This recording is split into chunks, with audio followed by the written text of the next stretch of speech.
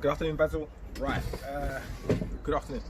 So, we're going to work on rib movement. Okay, so if you're suffering rib pain or you want to work on improving your rib movement and therefore lung function, because if your ribs move more, you're able to get more air into your lungs, excluding lung pathology, COPD and other things that can affect the amount of your lung capacity.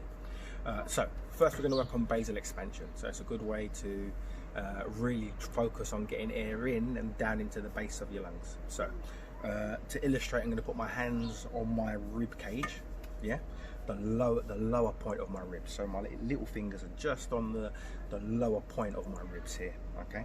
And now if you look between the gap between my middle fingers here, so as you breathe in, if you watch that gap, breathe in. So the idea is that as you breathe in, you increase take a deep breath in, increase your rib diameter. You take a deep breath in, you're expanding the rib cage, as I mentioned before. The expansion of the rib cage, and as you breathe out, then it comes back in, okay? So breathe in, and breathe out. Yeah, watch that gap. Breathe in, and breathe out. And again, breathe in, and breathe out. So the idea is, as you breathe in, your hands are expanding, your rib cages are expanding, you're breathing, pulling air in, trying to breathe right down into the base of your lungs. Yeah, it's good if you've got a COPD or if you've got a chest infection, especially in this current climate. You keep trying to get air in and behind the secretions. And once you get air in and behind the secretions, hopefully it's easier to bring it up where we can cough it out. Now, that was basal expansion. The next thing I want you to do is just to practice nice and relaxed breathing, keeping the shoulders down. So here I'm not focusing so much on basal expansion, but it's still just a deep breath. Yeah, practice a few of those. At least that way with rib pain, we tend to take smaller breaths.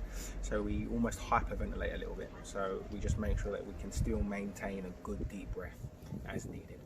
We don't do too many, so I don't want you to feel lightheaded at the end of these. So maybe between 3 and 5, and then have a bit of a rest.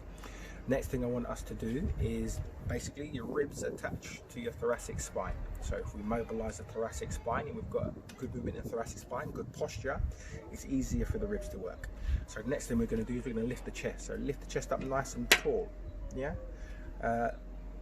Almost like someone's holding your hair and they're pulling you tall, yeah? They're dangling you by your hair. You should find that you almost unwind. You're going to sit right on your sit bones, be up nice and tall. And in fact, ideally, in this position is where you should be practicing all of your exercises. Basal expansion and your normal deep breathing. Yeah? Now from that same position, we can also work on trying to open up the rib cage area by tilting the body to the opposite side. So to open up my left side, I'm going to tilt over towards my right. Now to increase that, I can lift my elbow as well, just to get a really good stretch through the lateral or the left hand side of my lat, a little bit of a lift through the shoulder, but I'm really focusing on trying to open up the side here. As long as I'm not getting any pain anywhere else, just a bit of a stretch here. If I am getting pain, I just reduce and I go as far as I can, as far as comfortable. As you could hear, I was talking to you, so breathe as well. I'll demonstrate the same to the opposite side. So if I wanted to stretch my right hand side just to open up that rib cage, I'd lift and bend over towards the left, therefore opening up the right hand side of my rib cage. What you can do is when you're over in that side, take a deep breath in. Yeah, you should hopefully feel a bit of a stretch down in through the connective tissue, through the rib cage, even down into the lower back. As long as it's not painful, it's lovely. Deep breath in and breathe out. Yeah, and then come back towards the middle. The other thing is extension. Now extension, as I explained earlier, lifting up nice and tall as someone was holding your hair, that will take you to neutral, if you like, good posture. But I also want to work on extending and going a bit further. So I'm going to rotate the chair sideways. Okay, now Place your hands on your knees. And what I want you to do is practice good posture, bad posture. So, good posture, I'm arching back. Well, actually, it's probably not good posture because I've gone a bit too far. But we're gonna extend, and then we're gonna flex. Extend and flex. Extend and flex. Now, as you can hear, I'm talking to you, I'm not holding my breath. I'm just going as far as pain allows. Now, you may find that this movement is a little bit reduced.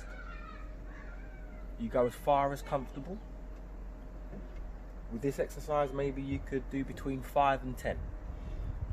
And you can do this as many times as you want through the day. You may find that after a few repetitions that this movement is a bit easier.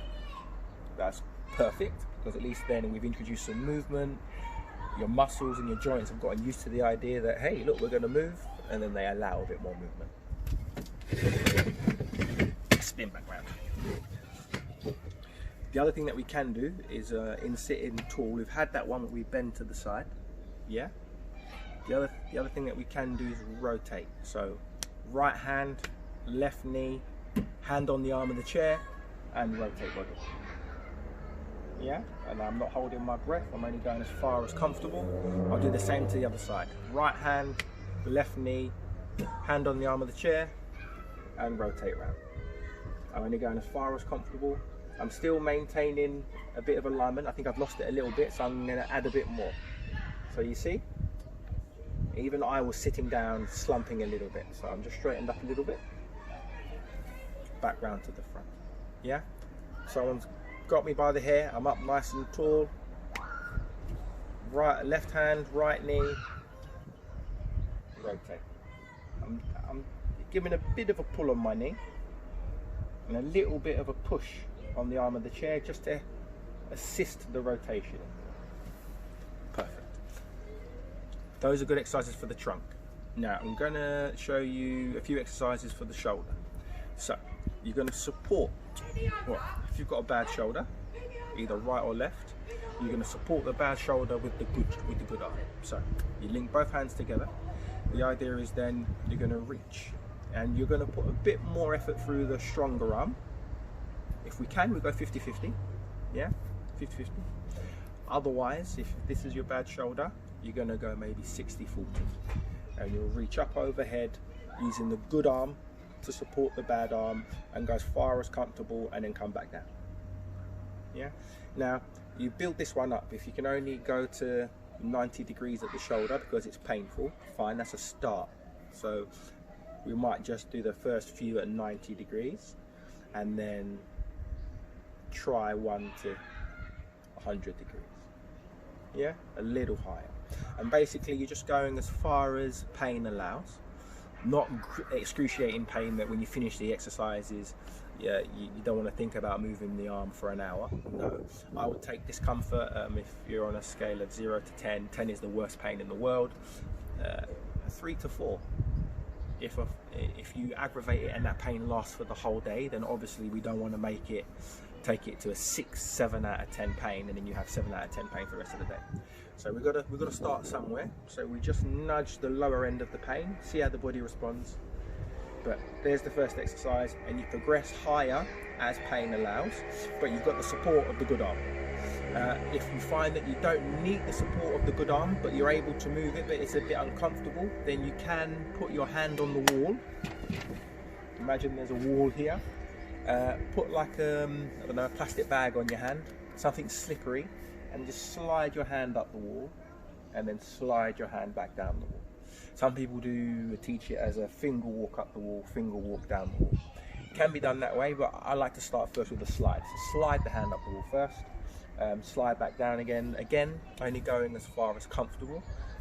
The other exercise that we can try is taking the arm out to the side.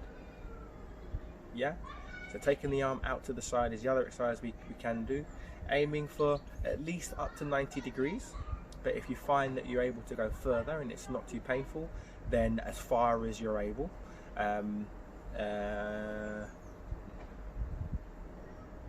yeah, as far as we're able. So I was just just thinking through any other things that I would try and do. It's hard when you're not seeing someone hands-on, or you don't have a specific shoulder there to work on what you do. I'm just trying to pick my mind. But yeah, I've got those to begin with. Yeah.